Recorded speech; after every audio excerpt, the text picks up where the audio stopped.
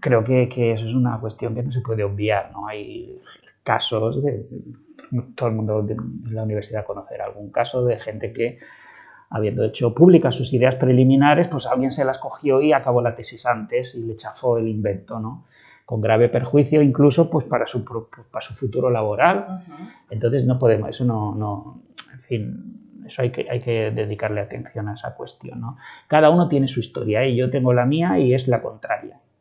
Es decir, gracias a haber hecho público los detalles de mi trabajo y accesible para todo el mundo, pues hubo gente que se interesó, me llamó, me pidieron que fuera a explicarles, me pagaron el viaje, me pagaron la estancia y unos honorarios. Yo gané dinero. Si tenemos que hablar de supervivencia, pues yo gané dinero que no hubiera ganado si hubiera mantenido mis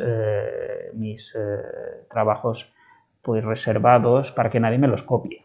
Claro, o sea que en este caso se supone que ser visible te comporta un cierto prestigio, un cierto reconocimiento. Y económicamente me fue bien, ¿eh? Si tenemos que hablar de todo, ¿eh? Bien, no es que fuera mi motivación mejor, principal, ¿no? Pero a aquellos que les preocupe que le chafen su invento y eso les ponga más difícil pues su estabilidad tal, pues que sepan que a lo mejor dependiendo del escenario, hacer público tu trabajo te da visibilidad, te da fortuna y gloria.